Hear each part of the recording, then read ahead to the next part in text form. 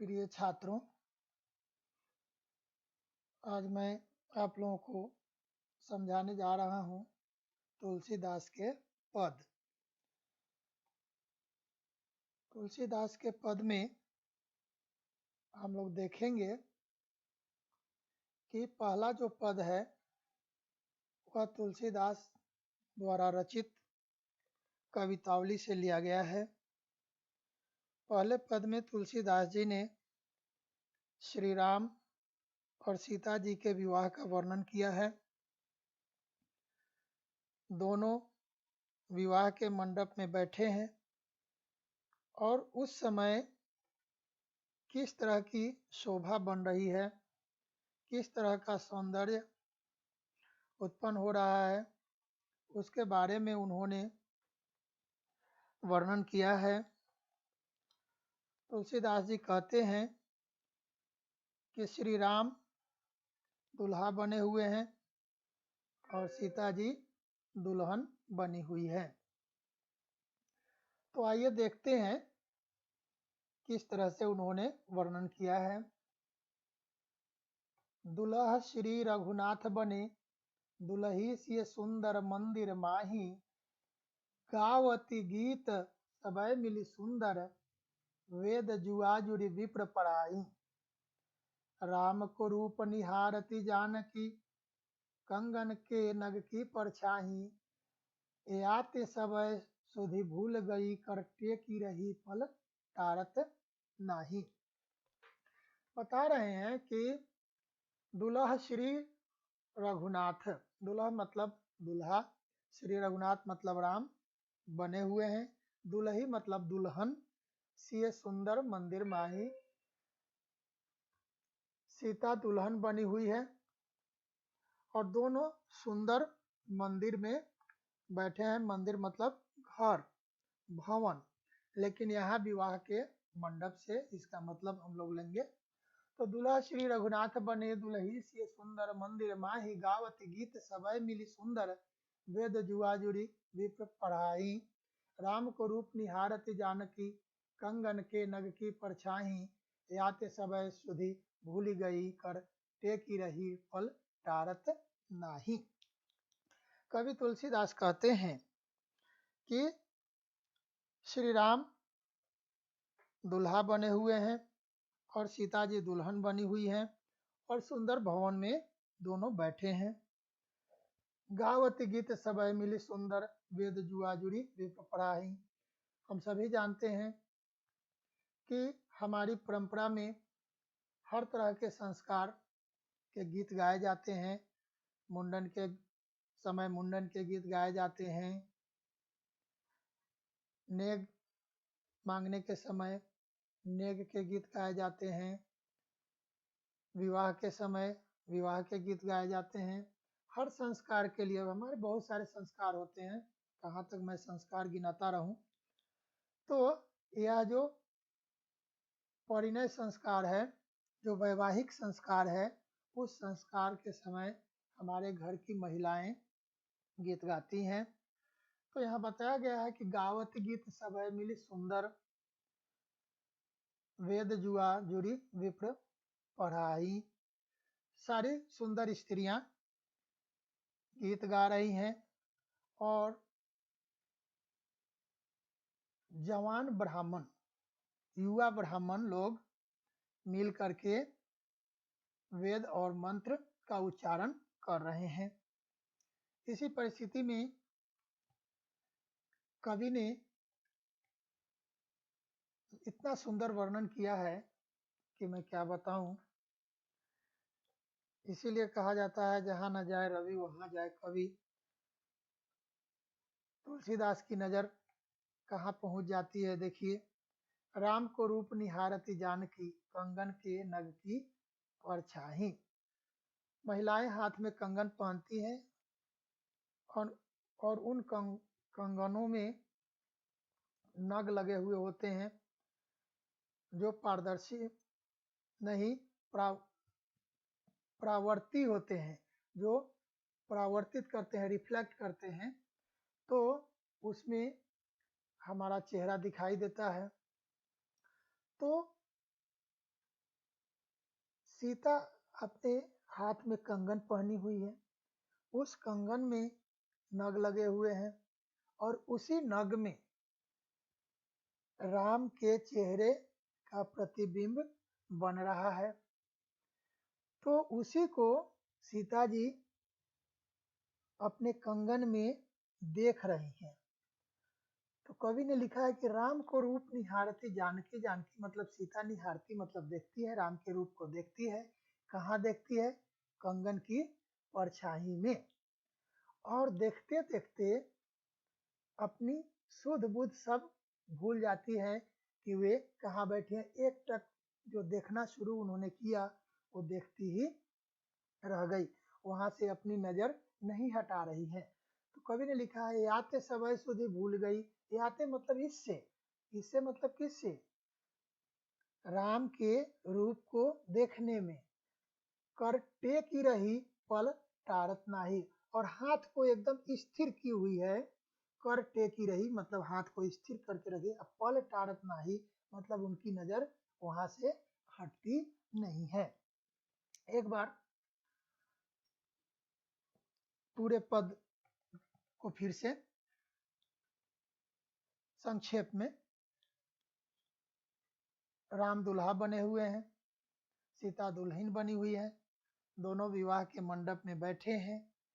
सुंदर स्त्रियां मिलकर गीत गा रही हैं, युवा ब्राह्मण लोग वेद पढ़ रहे हैं, और इसी बीच में सीता अपने कंगन की परछाई में राम के रूप को निहार रही है, और राम के रूप को निहारते निहारते अपनी सारी सुध बुध खो बैठती हैं, और उनकी नज़र वहीं पर अर्थात कंगन की परछाई में ही टिकी रह जाती है।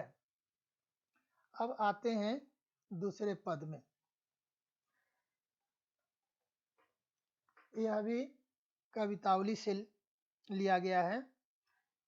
यहाँ पर जो वर्णन किया गया है उसमें जब राम अपनी पत्नी सीता और भाई लक्ष्मण सहित वनवास जा रहे हैं, तो वनवास जाते समय उन्होंने किस प्रकार से अयोध्या को त्याग दिया। हमें जब अपना घर छोड़कर कहीं जाना होता है तो घर से मोह होता है और हम घर छोड़ना पसंद नहीं करते हैं। घर छोड़ने का दिन जब नज़दीक आता है तो हमारे मन में उदासी छा जाती है।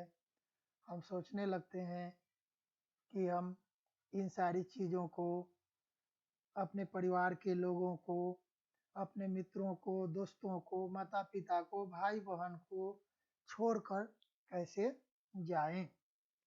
लेकिन श्री राम को जब वनवास होता है तो वे अयोध्या को इस प्रकार से छोड़कर चल देते हैं जैसे कोई राहगीर।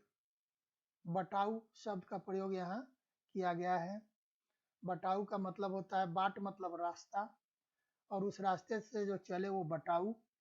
तो जिस प्रकार से राहगीर कहीं एक पेड़ के नीचे 10 मिनट 5 मिनट के लिए विश्राम करने के लिए बैठ जाता है और फिर उस स्थान को छोड़कर चल देता है जहां उसे जाना होता है, और उस स्थान के प्रति उसके मन में कोई मोह माया नहीं रह जाती है, तो उसी प्रकार से उन्होंने राजसी वेशभूषा का त्याग कर दिया।